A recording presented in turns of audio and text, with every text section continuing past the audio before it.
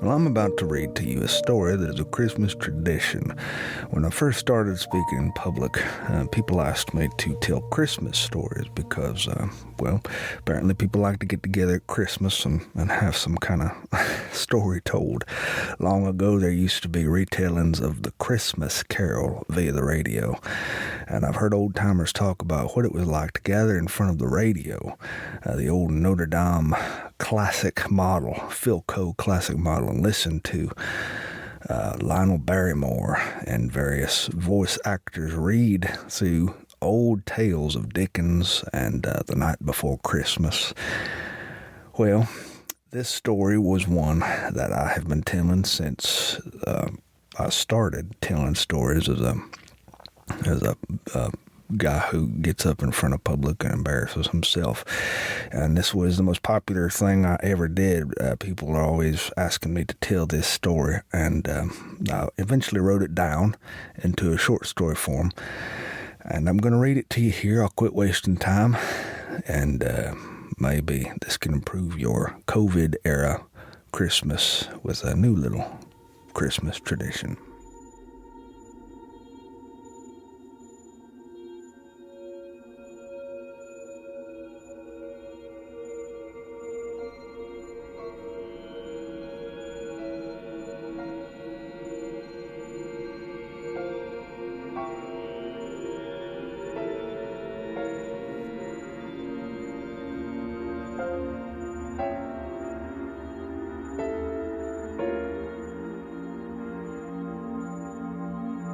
Small towns like Moab, Florida, went all out for Christmas.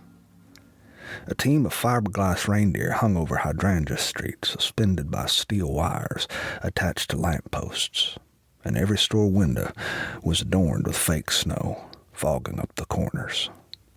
Even the Pizza Hut had plastic snowflakes on the windows. Old Hydrangea found this amusing. Snow in Florida. What irony. Humans were a lot better at irony than angels were. The last time Hydrangea had been assigned to this part of Earth was when the shores were first explored by the Spanish. He had to learn the language and everything. The conquistadores brought their horses and hogs along for the expedition, and Hydrangea had been assigned to open one of the Spaniards' hog gates. He did.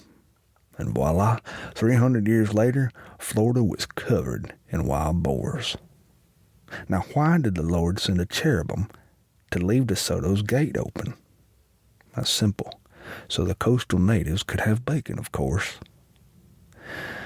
Hydrangea was what you'd call a chaos angel. At least that's how he liked to see himself. Not bad chaos, mind you, but good chaos. After all, isn't life itself kind of chaos? Isn't love chaos?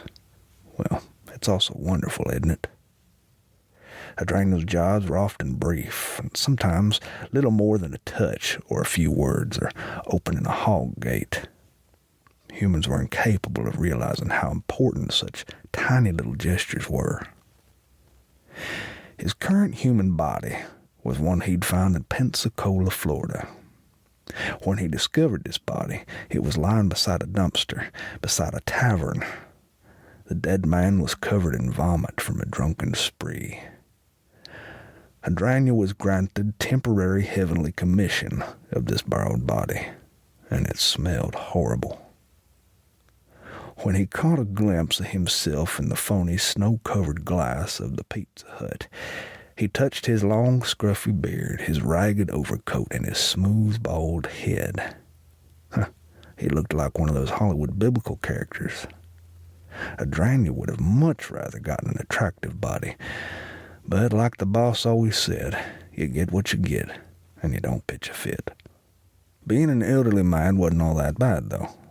I mean, he'd been one before. Though it did have its drawbacks. You were, for example, practically invisible to young people.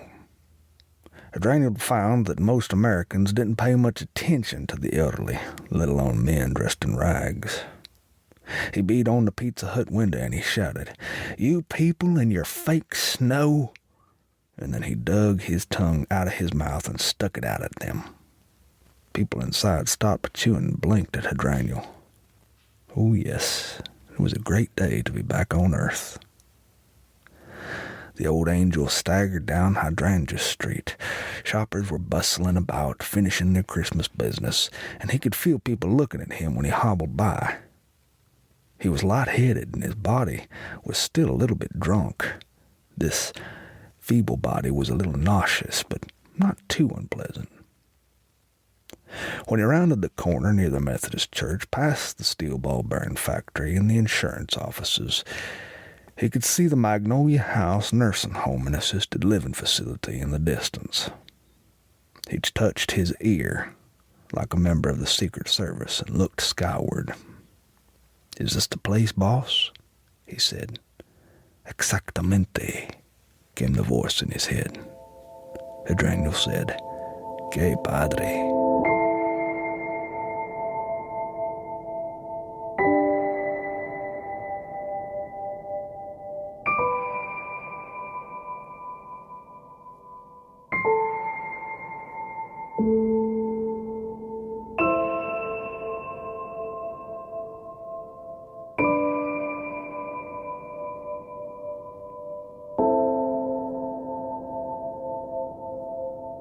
Benjamin Cartwright arrived at the nursing home only minutes after the call came in. Since the Methodist Church workshed was next door, only 200 feet away, they always called him first. When he walked through the door, he was wearing a leather apron covered in wood shavings and carrying a baseball bat.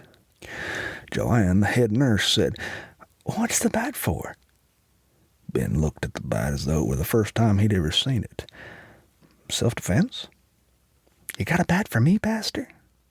He laughed. No sooner had the nurse spoke than an old man threw his arms around Ben and squeezed so hard that Ben heard his shoulders pop. The scent of booze was all over this man, and it smelled like he'd rolled in kitty litter. The old man gripped Ben's shoulders and kissed him on the bare cheek. The man was surprisingly strong. "You're younger than they said you'd be," he said. "Who?" said Ben, gripping his bat a little tighter now. The old man smirked and looked at the nurses and gawking elderly residents as if to say, "Can you believe this kid?" And then he winked at Ben and proceeded to puke all over the floor.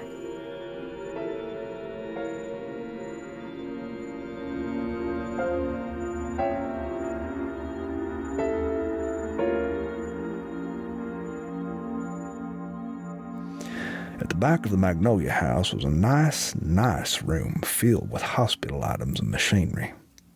The walls were white and sterile, and the lights were buzzing fluorescence that made the world look strange. A TV in the corner was blasting political news. Silver tinsel and pine garland was everywhere. Hydrangea was on his third chocolate milk, sipping it with a straw. The young pastor, Benjamin Cartwright, kept asking if Hydrangea had family or friends, and since angels cannot lie, even tipsy angels, Hydrangea answered yes, he had a big family and 14 trillion best friends. But the angel found he was having a difficult time staying focused for some reason. He said, "Is your name really Benjamin Cartwright? Like on Bonanza?" The young pastor said, Yes it is."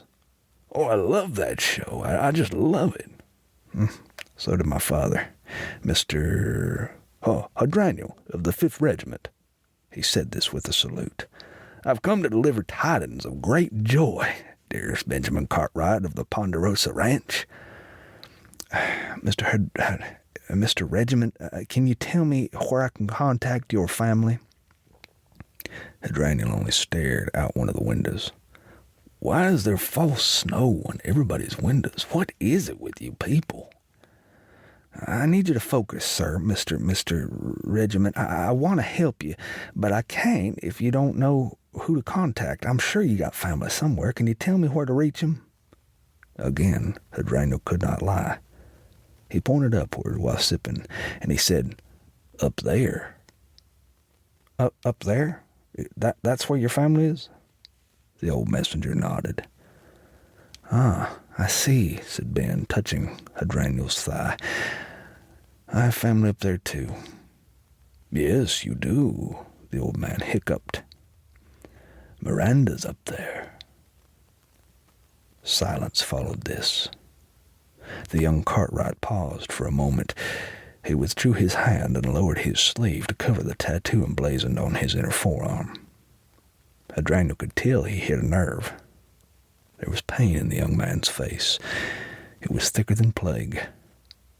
That's why I've come, Benjamin, to deliver tidings of great joy. Yeah, you already said that, Mr. Regiment, and it's Ben. Listen, we're going to get you help, but until then, I need you to stay here so we can make other arrangements. Now how does that sound? Said the old angel. Que padre. The young preacher paused for another moment. This time, his eyes became slits like he was searching for answers. The old angel could see the cogs in Ben's brain moving. Can I have your bat? Adriano asked. Ben exhaled, then stood. Only on one condition. I'm afraid you're going to need a shower house. On cue, an older woman entered the room, silver hair stuck atop her head like, what were they called during the big war? Beehive hairdos, that was it.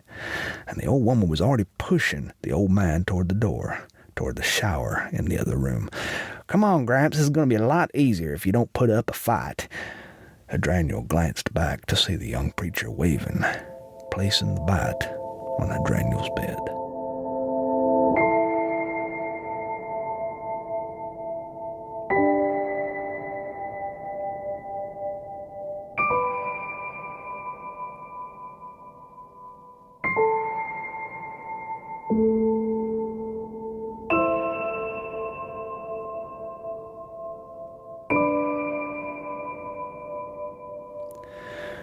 That night, Benjamin Cartwright laid in his queen-size bed, staring at the empty spot beside him. Miranda had never stepped foot inside this parsonage. She died before he ever drove the U-Haul to Moab, Florida. In fact, Miranda hadn't even been to Florida. Her father had been too frugal to ever take the family on vacations. She had rarely left Houston at all.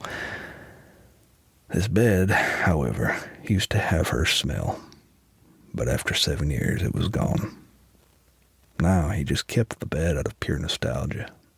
The coroner had said Miranda was pregnant when the 18-wheeler hit her. Benjamin had never known this. He wondered if she knew that. He slipped into clinical depression after that. If it hadn't been for his friend Mickey, what might Ben have done to himself? Mickey had broken into Ben's apartment with a credit card and gotten him professional help.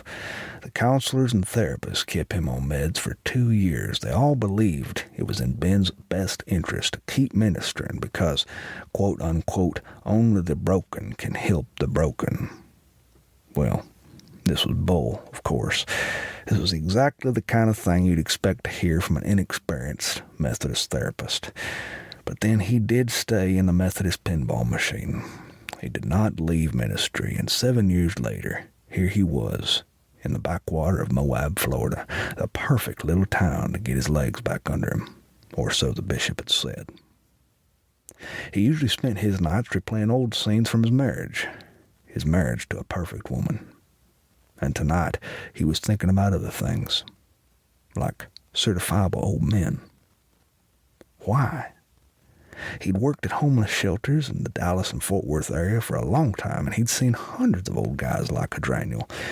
He'd never even thought twice about him, but this man was different. Ben knew the old man had seen his tattoo, so that was no mystery. The name Miranda was on Ben's forearm for the whole world to see. Even the bishop had seen it, so that wasn't it. What was gnawing at Benjamin Cartwright was the way the old man said "que padre." The man wasn't even Latino. The phrase meant cool, and it was common among Spanish speakers, but it was the way he said it. The old man had that same Mexican lilt to his voice that Miranda's once had. Ben fell asleep holding her old pillow, breathing the last atomic traces of her 7-year-old shampoo.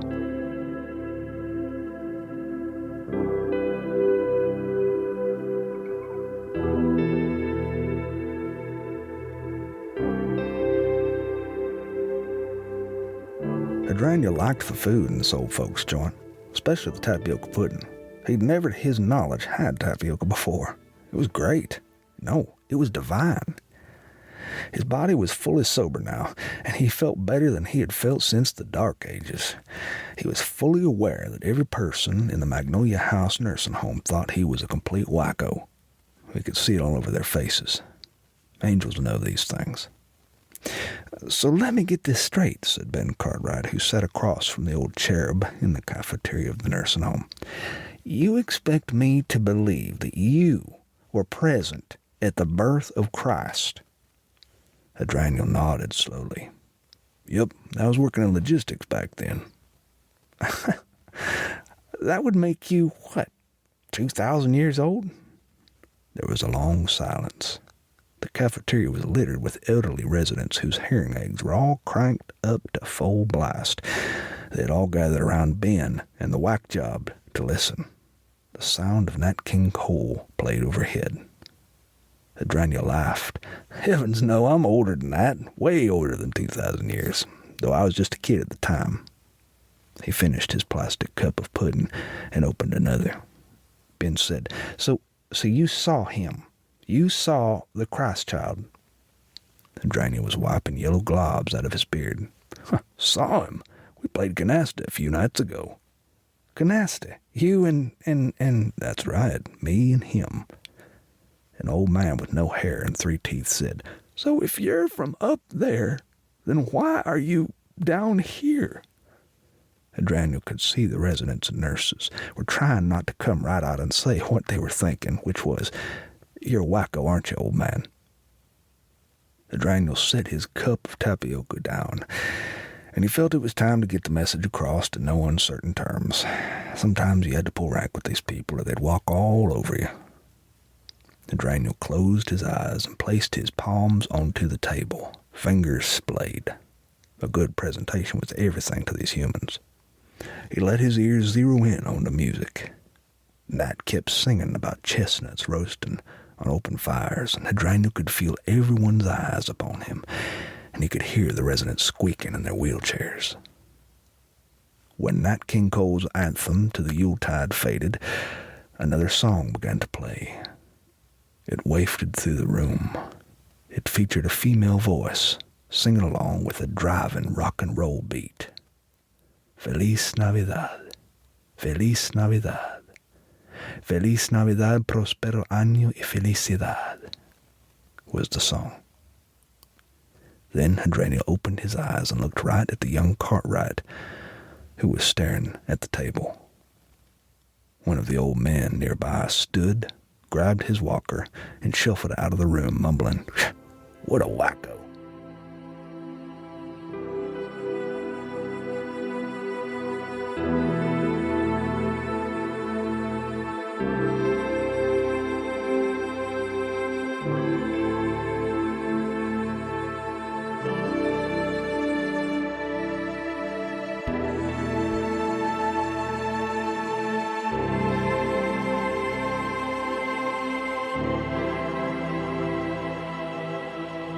Ben sat in his workshop and he cried for the first time since he'd come off his antidepressants. He wore his clear safety glasses and held a roughing gouge in his hands. The lathe behind him was still spinning faster than tires on an interstate with a whir. Whee! And he had stopped carving when his snot had started dripping onto the bare ash spindle. Then his safety goggles had filled with tears. This was stupid. This was juvenile. He'd studied biblical stuff since he was in seminary. For crying out loud, he taught in seminary. Not once in his career had he ever heard of angels delivering messages from the dead.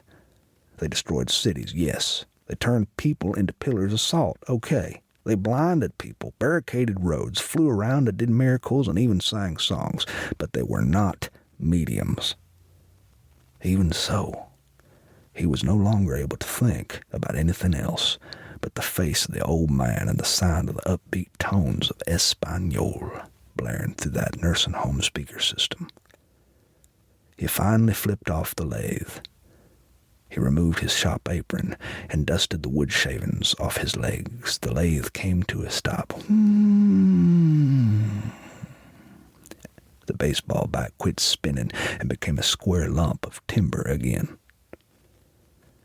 Ben had been carving bats since he was about 12 years old. His father taught him how to do it. When he got older, he started carving them for the Methodist fundraisers. Each bat sold for roughly $30, and all the proceeds went to the Angel Food Pantry. And this struck him as ironic. Come Christmas time, Methodists always talk about angels. So why was it that nobody really believed in them? Why didn't Ben truly believe in them? Didn't that make him a hypocrite? Didn't that make him a liar? Well, he was done with the lathe today. He shut the door to the Methodist work shed and he locked it. And before he left, he reached into his pocket and removed his cell phone. He brushed the wood chips from the phone's glass surface and swiped past the old photographs. He stopped swiping when he landed on her. Her. Black hair and midnight eyes, skin the color of sandstone. Her ancestry was one of the things he loved most about her, especially at Christmas. Nobody celebrated Navidad like the Mexicans. Miranda's family combined the best foods from Mexican, American, and Texan cuisines, and you never had any idea what you were going to eat. It could be tacos with deep-fried turkey, covered in 5-alarm chili that would turn your lower intestinal tract into a veritable explosion. Or you could get served lengua tacos with sage dressing and barbecue brisket. Fantastic. He touched Miranda's face. His phone immediately flashed with an incoming call. "Pastor," said the nurse's voice. She was unenthused.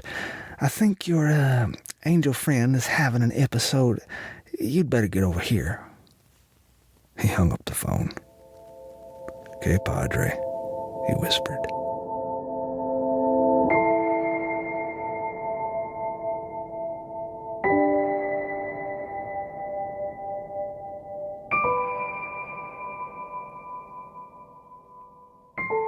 Dietrich was standing on the upright piano, waving his new baseball bat around like he was conducting choir rehearsal at the church. He barked at the residents, saying, "Behold, I bring you tidings of great joy. This day shall be born to you in the city of David." Joanne buzzed Ben through the sliding glass doors. Ben locked eyes with the old man right away and pointed to the floor. "Ben," said Dietrich, interrupting his speech, leaping off the piano, landing on his feet like a deranged house cat. "Ben, Benjamin Cartwright, how is it going, amigo?" "Dietrich, why are you using my bat like that? You're scaring everyone in this place half to death." "Oh, it's not your bat, it's my bat. Remember, you gave it to me. Not to use as a weapon." "Weapon? Ha, this. If I wanted a weapon, I could have used a flaming broadsword. Want to see? The Lord has a wonderful flaming broadsword he lends out to angels." The residents snickered. One elderly man with Coke bottle glasses said, "I do. I want to see." Joanne told Ben, "They were all watching the Hallmark Channel movie when the next thing I know, he's standing on the piano shouting like he's dadgum King Arthur or something." "King Arthur," said Dietrich. "Arthur had a stutter." All right, said Ben. "We heard you quoting the Bible." He pried the bat free from the old man's hands. "Now I'm taking this back with me." "I wasn't quoting the Bible. I was quoting me. I wrote that speech. It took weeks and weeks of editing." "All right, that's enough, Dietrich. You need to go to your room and calm down." Ben escorted the man down the hall by the elbow and sat beside him on his bed. Ben plopped himself on the double bed opposite the old man and said, "Listen, Dietrich, no more games. I mean, you've got to help me so that I can help you. I need you to tell me who we can call. I mean, you must have some sort of family." "You've got it backwards, son. I'm here to help you." "All right. Look, just drop the act. It's me and you right here. And I really do want to help. It's my job to help you. I'm a pastor. I'm begging you. Help me, Dietrich." Dietrich looked squarely at Ben. The old man's eyes lost all traces of their humanness, and for a flickering moment, the lines on his face looked deeper than time itself. Ben could swear he saw something there. Said Hadraniel, "Give me your hand." Ben was apprehensive, but there was something in the way this man talked. "Come on, Benjamin. I don't bite." Ben extended his hand. The old man clasped it in his own. Ben felt an immediate peacefulness inside himself. It moved through him like room-temperature wine. He wasn't sure if it was the sincerity of the man's touch or just human touch in general. People rarely considered that clergymen needed affection too, and so they were rarely touched. Together they sat like that for a long time, eyes open, no words, just silence, until the old man broke the stillness by saying, "Now, can I have my bite back?" Benjamin said, "Okay, but no more terrorizing, do you understand me?" Ben realized he was smiling for the first time in many, many years.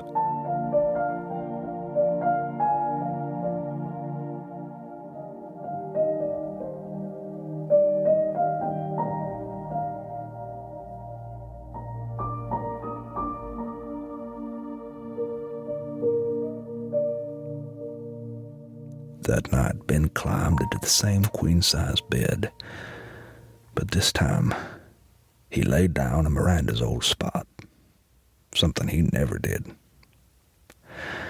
He hadn't wanted to dilute the remnants of her lingering scent, which is why he'd avoided that spot for so many years. But that night, he fell asleep, and he had a dream. In his dream, he saw a rocky cavern. It was deep and granite gray, sliced by a silver river. Behind him was a golden expanse that looked like the largest fescue field he'd ever seen. It was wide enough to stretch from one horizon to the other. It looked like something from, well, an episode of Bonanza. On the other side of the valley was some other kind of town. He couldn't see exactly what kind of town it was from so far away, but it looked downright Rockwellian. The shingled rooftops were New England, and people were walking back and forth like dots on the horizon. They looked happy. He could see their faces somehow from way back here. A feminine voice came from behind him. "Hey, stranger." He did not move. He tried to steady his breathing. He did not want to make any sudden actions that could scare this voice away, this beautiful, beautiful voice.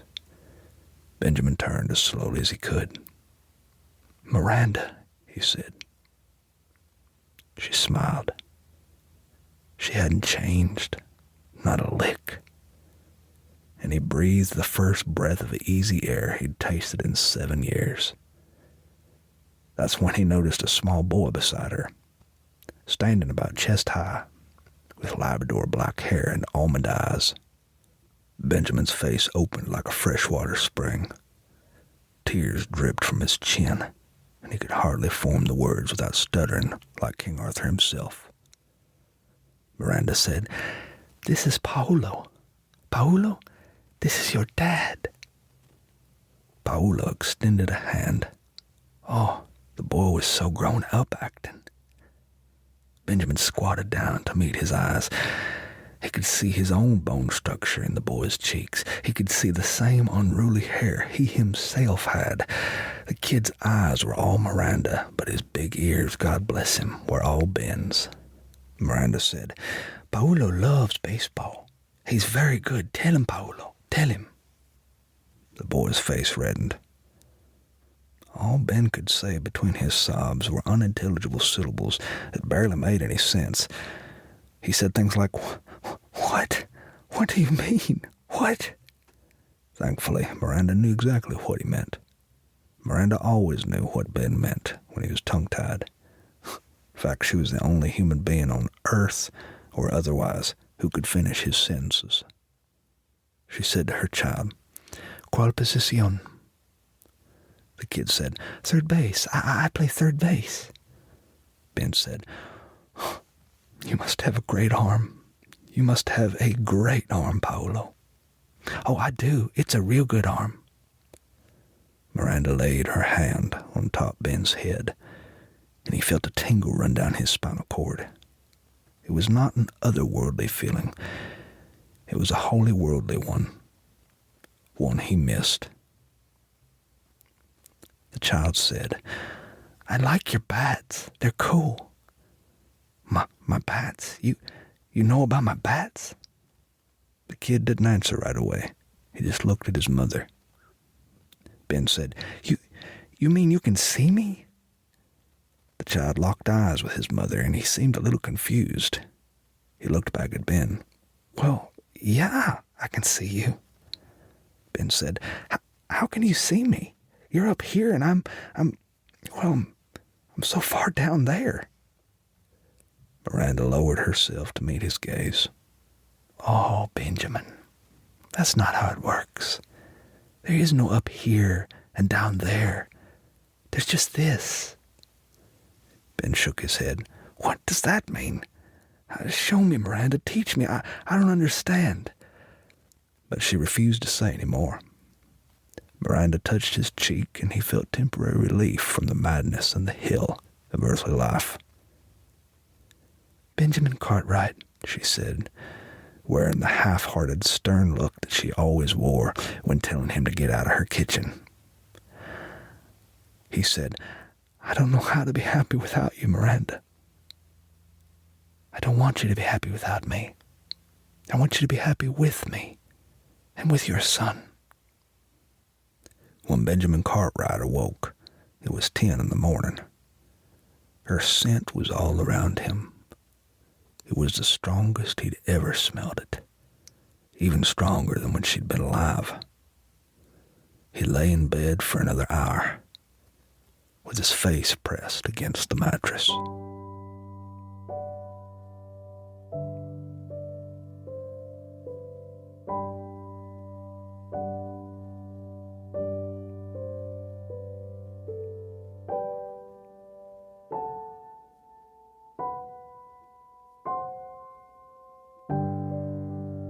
The Christmas party at the nursing home was lame. Oh, it was pitiful.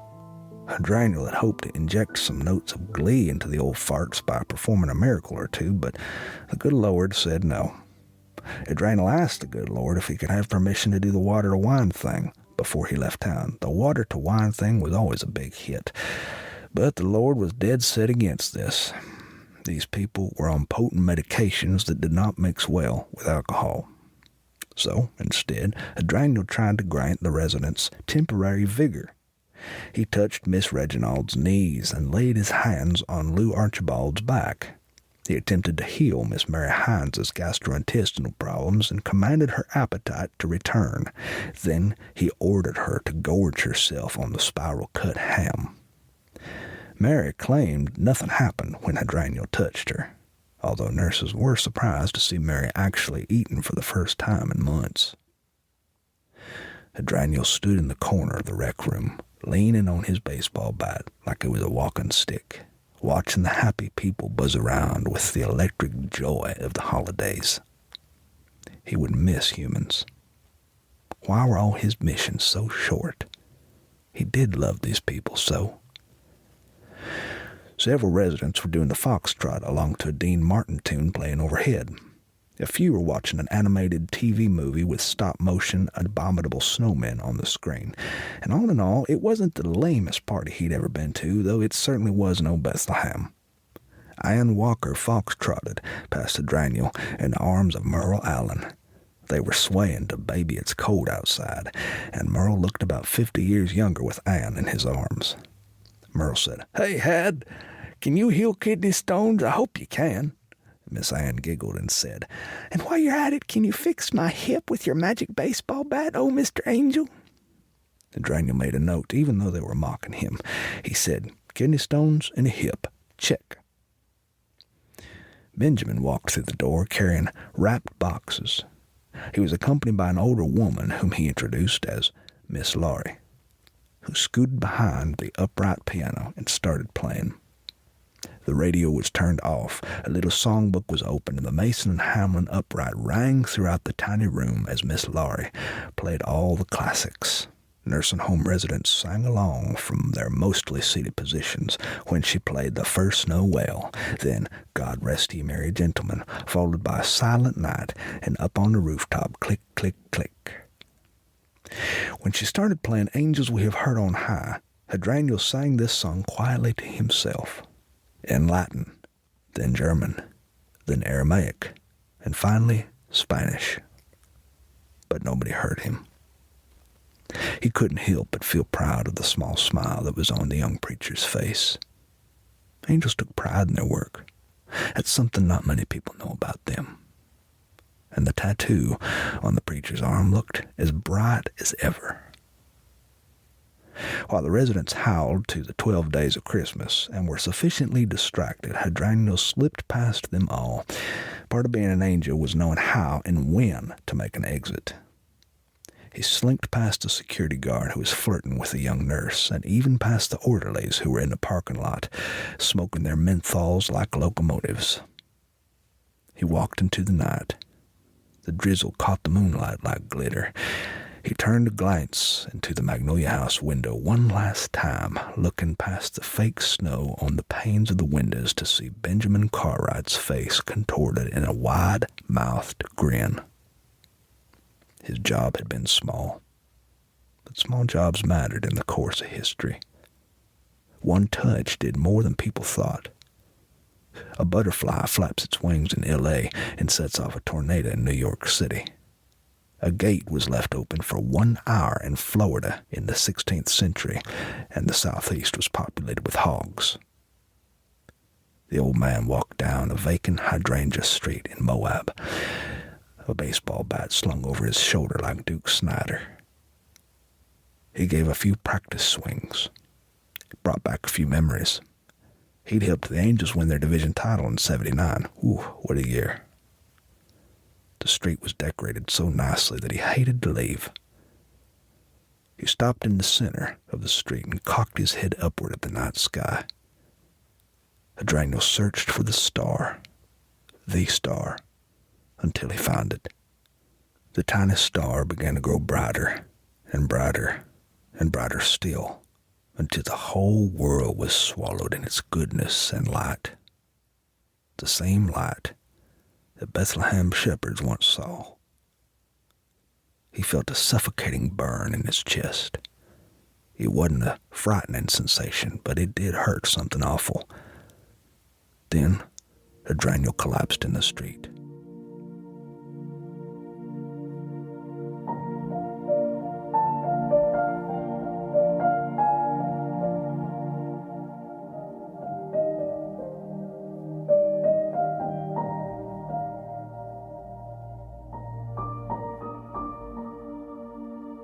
The scraggly old man opened his eyes. He blinked once, twice, 3 times. Where was he? He was being ushered into a place of white light, rolling on his back on a stretcher down a long corridor. The old man was convinced he had died. What else could have happened? The last thing he remembered was falling asleep behind the dumpster downtown in Pensacola. Yes, that's exactly what happened. One of the EMTs shouted, "Mr. Hydrangea, Mr. Hydrangea, can you hear me? You had a heart attack, Mr. Hydrangea. Are you with me?" The old man said, "Mr. Who? Who? You're okay, Mr. Hydrangea. Just relax. Just stay with me, Mr. Had." "Why are you calling me that? My name's Roger, for crying out loud." The old man sat upright and took in his surroundings. It looked like a rehab, or maybe a convalescent home. He felt very strange.